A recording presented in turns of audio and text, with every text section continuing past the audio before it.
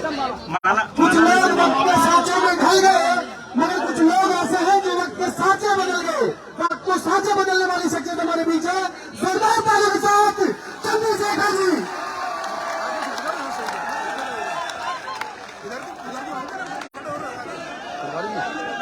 क्या करोगे उसके? बहुत बहुत धन्यवाद। बिलाली गांव और इस क्षेत्र के, ये गांव है बिलाली गांव, ग्राम पंचायत और यहाँ के सभी क्षेत्रवासियों का बहुत बहुत धन्यवाद। मैं सर्वप्रथम तो यहाँ की जो कमेटी है उनसे ये माफी चाहता हूं कि भाई आप ये साफा मुझे पहनाना चाहते थे, लेकिन मैं ये सोच रहा हूं कि मैं साफा पहन लूं, ये तो बहुत अच्छी बात है, लेकिन अगर मेरी माए बहनें और हमारे बुजुर्ग इस बारिश में बीमार पड़ जाएंगे तो कौन जिम्मेदारी लेगा बताओ। देखो, प्रैक्टिकली रहना चाहिए आदमी को समय परिस्थिति के हिसाब से। जब मैं यहाँ आ गया हूँ, मुझे माला पहनने में, साफा पहनने में कोई दिक्कत थोड़ा ही है बताइए। जब मैं यहाँ मौजूद, मेरा कोई नुकसान थोड़ा हो रहा है, लेकिन मैं ये सोच रहा हूँ कि जो मेरी माए बहनें सुबह से, मेरे बुजुर्ग जो हैं जमीन पे बैठे हुए हैं, वो बारिश में भीगे और मैं साफा पहन लूं, ये तो न्याय नहीं हो सकता है। इसलिए मैंने उनसे हाथ जोड़ के कहा कि आप इस बात को मत करो। अब मंच को ऐसा बनाओ जिसको लगे कि आप लोग जिम्मेदार, बैठ जाओ, आराम से बैठ जाओ सब लोग। मैं माला नहीं पहनता हूँ मेरे भाई, मैं माला नहीं पहनता हूँ। लाओ हाथ लगा के स्वीकार कर लीजिए स्वागत को।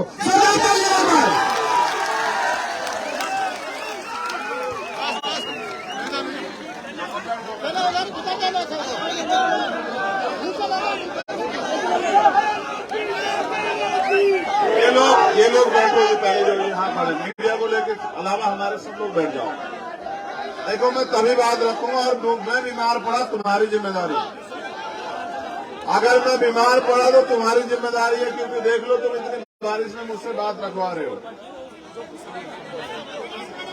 बैठो, समय तुम्हारी वजह से लेट हो रहा है। सवाल कर रहे हो। एक मीडिया के साथियों को छोड़ के, पुलिस के साथियों को छोड़ के बाकी हमारे सब साथी बैठ जाएं।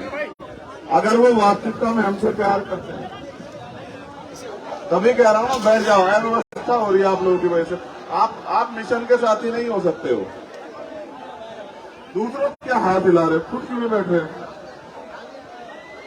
तुम्हारे यहाँ इस तरह की इज्जत की जाती है, मुझे तो पता नहीं था। हमारे यहाँ तो कोई एक बार आके मेहमान कह दे कि बैठ जाओ तो सब लोग बैठ जाते हैं। बैठ जाओ सर, आप लोग भी बैठ जाओ, बैठ जाओ। बहुत बहुत धन्यवाद, क्योंकि बारिश बहुत तेज है और शायद ये बारिश मेरा इंतजार कर रही थी कि कब मैं आऊं और ये बरसे।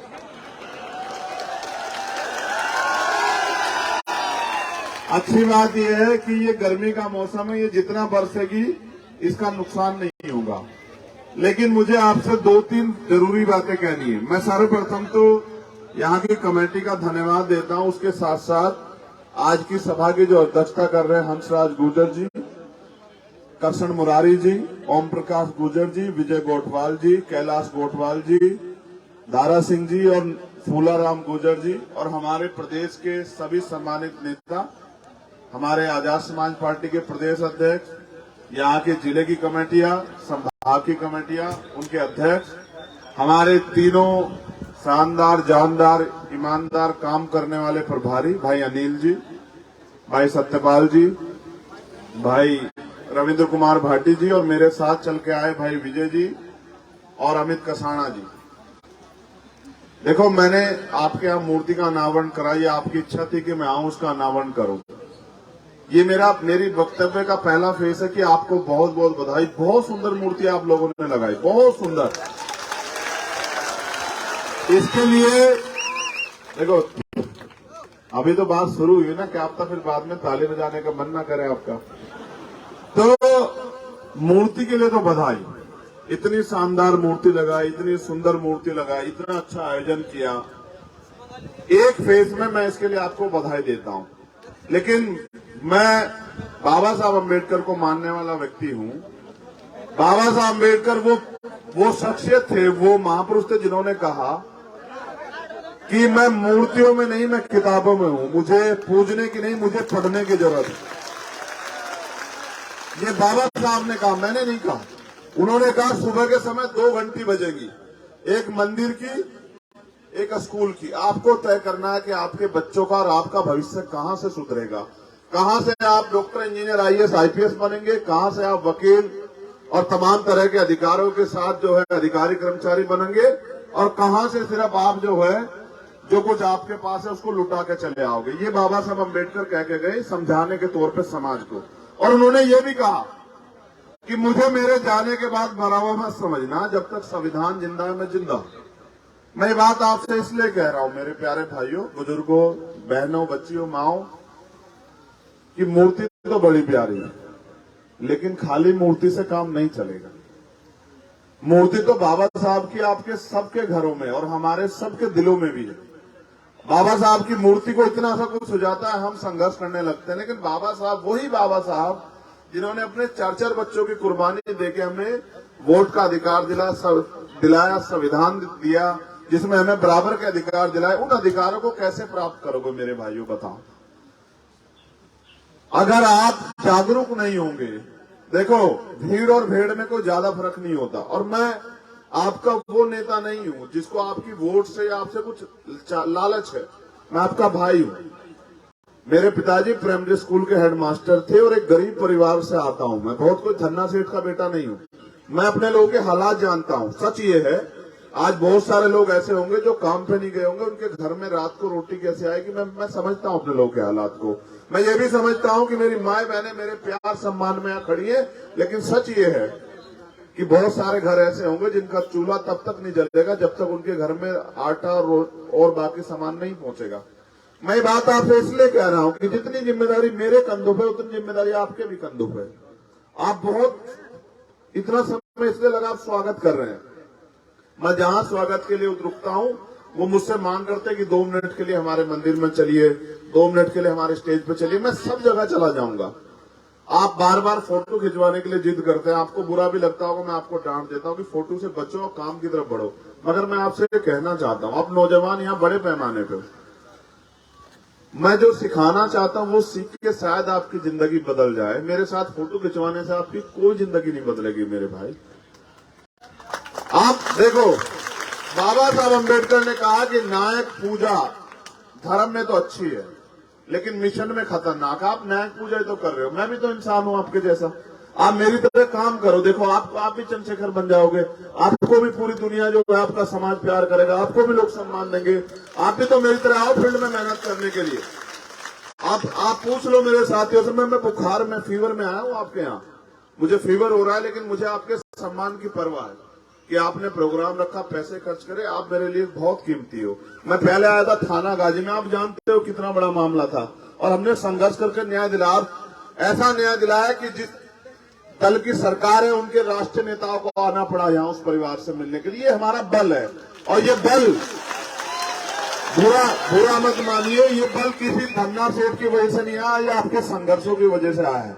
मैं गौरवान्वित हूं कि मैं आपका हिस्सा हूं, आपका खून हूं, लेकिन मुझे कष्ट इस बात का है कि अगर मेरे होते भी आपकी जिंदगी नहीं बदल रही, आपको रोजगार नहीं मिल रहा है, आपको पक्के मकान नहीं मिल रहे, आपको खाने के लिए अच्छा खाना, पीने के लिए साफ पानी और स्वाभिमान सम्मान का जीवन नहीं मिल रहा है, तो फिर मेरा होना भी बेकार है। और मैं लंबे समय से मेहनत कर रहा हूं। मैं आपको याद दिलाता हूं, मैं इसलिए याद दिला रहा हूं क्योंकि जरूरी है आपको सुनना। मैं इंद्र मेघवाल के लिए लड़ा, मैं जितेंद्र मेघवाल के लिए लड़ा, मैं ओम प्रकाश रैगर के लिए लड़ा। जहां भी अन्याय हुआ, थाना गाजी का मामला हो, चूरू का मामला हो, सीएचए का मामला हो, जहां भी किसी के साथ अन्याय हुआ मैं लड़ा। इसलिए थोड़ा ही लड़ा कि मुझे यहां से कोई रुपए पैसा इकट्ठा करना है। मैं यहां देखता हूं कि यहां समाज तो बड़े पैमाने पे है, इनमें भाईचारा नहीं बन रहा। ये हमारे के राम जी बैठे हुए हैं, रिटायर्ड डीजीपी है, गोवा से रिटायर हुए, डीजीपी रैंक के अधिकारी है, सम्मानित अधिकारी। मैं एक प्रयास कर रहा हूं कि यहाँ पिछड़ों में, दलितों में, आदिवासियों में एकता हो जाए। मैंने इसका प्रयास भी किया, क्योंकि एक जाति एक समाज से हम लोग तरक्की नहीं कर सकते हैं। ये जो वोट का अधिकार है इसको संगठित करना पड़ेगा। बाबा साहब ने कहा ना, शिक्षित बनो, संगठित रहो, संघर्ष करो। शिक्षित तो बन रहे हैं लेकिन दुश्मन नहीं पहचान रहे, तो शिक्षा क्या फायदा। और संगठित होकर अपनी वोट का सही प्रयोग नहीं कर रहे हैं तो फिर क्या फायदा। देखो, वोट दो धारी तलवार है। अगर दुश्मन को दोगे, दुश्मन ताकत इकट्ठा करके आपका इलाज करेगा, और अगर अपनों को दोगे, अपनी ताकत बनाओगे, तो उस वोट से आपके अधिकार भी सुरक्षित रहेंगे और किसी की हिम्मत नहीं पड़ेगी आपके साथ अन्याय करने। मैं आपके प्यार की कदर करता हूं, और आपसे ज्यादा प्यारी कदर करता हूं उनकी। ना उनका कोई फोटो होता है, ना वो मुझसे मिल पाती है, लेकिन फिर भी एक टकटकी लगा के देखती रहती है अपने बेटे को, अपने भाई को, कि हमारा भाई आया है। वो सुनने के लिए बैठी है। लेकिन सोचो, क्या मेरे हाथ में आपने इतनी ताकत दी कि मैं उनकी ख्वाहिशें पूरी कर सकूं, उनके सपने पूरे कर सकूं? ईमानदारी से बताओ, क्या दिया आपने इतनी ताकत मुझे? देखो, मैं आज आपके लिए सड़क पर लड़ सकता हूं, लेकिन अगर आपने मेरा साथ दिया, मैं गारंटी से कहता हूं कि मैंने मध्य प्रदेश में विकास, जिन अधिकारों के लिए आप रोज हाथ फैलाते हो ना कि ये हमें दे दो सरकार, ये हमें दे दो। नौजवान कह रहा है कि भाई रोजगार नहीं है, भत्ता नहीं है, अच्छी पढ़ाई नहीं हो रही, अच्छे स्कूल नहीं है, अच्छे अस्पताल नहीं है, तो मुझे एक मौका देकर देखो, अगर दोबारा जिंदगी में तुम्हें किसी आगे हाथ फैलाना पड़ा तो मुझे कहना। मैं बात आपको इसलिए कह रहा हूं क्योंकि ना तो मैं रानी का बेटा हूं, ना मैंने किसी धन्ना सेठ का जन्म लिया। मैंने इस गरीबी को, बेबसी को, लाचारी को देखा, और मैंने सपनों को चलते हुए देखा किस तरह से जो हम गरीबों के सपने कुचले जाते हैं। मैं धन्यवाद दूंगा राकेश भाई का और इनके साथी का जिन्होंने वो मूर्ति लगाई, लेकिन मैं आपसे अपील ये कर रहा हूं कि उनके विचारों पे चलो। सोचो, बाबा साहब ने जब ऐसे ही हमारे जैसे अपने 4 बच्चे कुर्बान किए होंगे तो उनको कितना वो होगा उम्मीद कि उनकी आने वाली पीढ़ी उनके सपनों को समझ के इस देश में अपने हक अधिकार को प्राप्त करेगी। क्या मिल पाए? आजादी को 75 साल हो गए, आज भी लोग इंसान नहीं बन पाए। इसलिए आपसे कह रहा हूं, अमीरों के कुत्ते भी घी खा रहे हैं, अमीरों के कुत्ते भी गाड़ियों में घूम रहे हैं, मेरे लोगों के सर पे पक्की छत भी नहीं है। ये है भारत की सच्चाई। और तब तक नहीं मिलेगी छत आपको जब तक आप अपनी ताकत नहीं बनाओगे, अपना दल, अपना बल, और आपकी समस्याओं के हल के लिए आप मेरा साथ दो। क्योंकि जितने लोग अब तक आए उनको आपने साथ दिया। अगर आपकी जिंदगी बदली हो तो भूल जाओ मुझे, फिर उन्हीं के साथ रहो। और अगर आप चाहते हो कि कुछ बदले, आप बताओ बदल गया क्या? चलो अच्छा बताओ मुझे, बड़े भी लोग यहाँ बैठे हुए, बताओ अगर मेहनत मजदूरी नहीं करोगे तो रोटी मिल जाएगी आपको? अच्छा बताओ। तो जब सब कुछ आपको करना है, जबकि भारत में लोकतंत्र है, और लोकतंत्र में वो शक्ति है कि बड़े से बड़े ताकतवर को जमी दर्ज कर दो, और बड़े से छोटे छोटे गरीब के बेटे को वो ताकत दे दे कि वो अपने लोगों की जिंदगी बदल सके। ये लोकतंत्र है। आपकी वोट करोड़ों रुपए से भी कीमती है, मेरी वोट करोड़ों रुपए से भी कीमती है। चाहे राष्ट्रपति बन जाए, प्रधानमंत्री, उसकी वोट की वैल्यू और हमारी वोट की वैल्यू बराबर है। और अगर वोट का अधिकार नहीं होता, आपकी बस्ती में नहीं आता कोई। आप सोच के देखो, जिन पर वोट का अधिकार नहीं होता, अगर आपके पास, आपकी बस्ती में नहीं आता कोई। आपकी बस्ती में लोग इसलिए आते हैं क्योंकि आपके पैर इसलिए छूते हैं, आपको चाचा ताऊ इसलिए बताते हैं, आपकी बात इसलिए करते हैं क्योंकि आपके पास वोट है। अगर इस देश में राजतंत्र होता तो कोई नहीं आता हमारी बस्तियों में, कोई नहीं पूछता हमारे हाल क्या है। और आज लोकतंत्र है, उसके बाद भी जो आपकी वोट देता 5 साल नहीं पूछता आप कहाँ हो। जब चुनाव आता फिर आता हाथ जोड़ के, पैर पकड़ता है, कोई पैर धोता है, कोई मिठाई लाता है, कोई शराब लाता है। भाई, इस वोट के अधिकार के लिए बाबा साहब ने कुर्बानियां दी, उनसे पहले अन्य महापुरुषों ने कुर्बानियां दी, और उन्होंने कहा कि ये वोट का अधिकार बिकने के लिए नहीं है, गुलामी से मुक्त के लिए है। आप अपनी गुलामी को समझो तो सही, आप अपनी गुलामी को समझो, उसकी बेड़ियां काटने के लिए सोचो। फिर अच्छा सोचो, अगर होती हम पे ताकत तो क्या आपको बारिश में भीगना पड़ता? आज बता। ये सुनो, डबल तिरपाल वाला टेंट लगवाते हैं वहां से वहां तक, अगर हम पे ताकत होती है। हमें तो पता है ना आपने किस तरह अपना खून से, वो अपने मेहनत की कमाई से सींच के लगाया वो टेंट। मैं आपके साथ भीग रहा हूं, इसलिए भीग रहा हूं ये बताने के लिए कि अगर ये बेबसी खत्म करनी है तो अपनी ताकत बनाओ। क्या तो उन लोगों के भरोसे रहो जो हमेशा आपसे वादा करके धोखा देते आए। यहां भी एक अच्छी सरकार है, इतनी अच्छी सरकार है कि जब मैं हक की लड़ाई लड़ने आता हूं तो मुझे कभी जेल भेज देते हैं, कभी बंद कर देते हैं, कभी अरेस्ट कर देते हैं, डिटेन कर देते हैं, कभी यहां से पढ़ के दिल्ली छोड़ के आते हैं, और ये कहते हैं लोकतंत्र है यहाँ।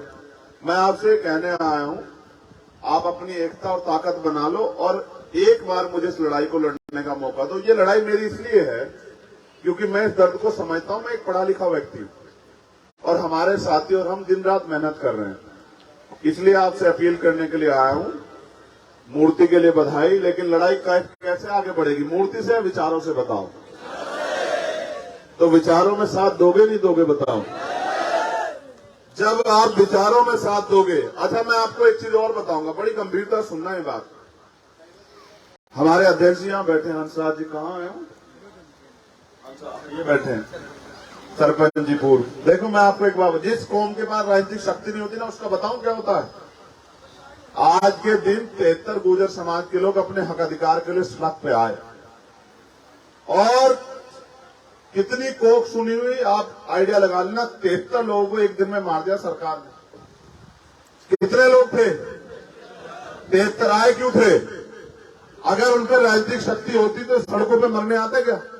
लेकिन बुरा यह है कि जिस समाज को इस सरकार ने, जो पिछले वाली सरकार थी, जो केंद्र में भी है, उन्होंने जिस समाज के खून से होली खेल दी हो, आज वही समाज अपने लोगों की कुर्बानियों को भूल के उसी पार्टी का साथ देने का काम करता है, फिर कहता है कि हमारे साथ अन्याय हो रहा है। आप भी तो ऐसा ही कर रहे हो। जो आपके खून से होली खेल रहा है, जो आपके अधिकार निगलने का काम कर रहा है, जो आपके अधिकार छीनने का काम कर रहा है, जिनकी सरकार में हमारी बहन बेटियों की इज्जतें नीलाम हो रही है, जिनकी सरकारों में भूखे मर रहे हैं, उन्हीं को आप लोग ताकत दे रहे हो।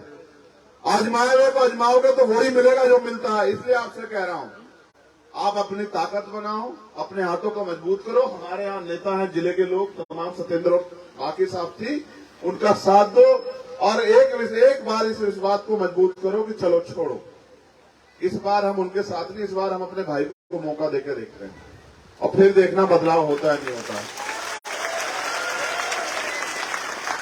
मैं आपको फ्री वाला नहीं, मैं आपको ताकत वाला जीवन दूंगा, स्वाभिमान सम्मान वाला, और आपके हाथों को इतना मजबूत करूंगा कि आपको किसी के आगे हाथ नहीं फैलाना पड़ेगा। ये लोकतंत्र है, इस लोकतंत्र में जनता मालिक है। इसलिए आपसे कहने के लिए आया हूं, मेरी वजह से आज आप भीगे, मुझे बड़ी तकलीफ होगी जाते हुए, और स्पेशली मेरी माँ बहनों के लिए मैं हाथ जोड़ के माफी चाहता हूं, मेरी वजह से आपको भीगना पड़ रहा है।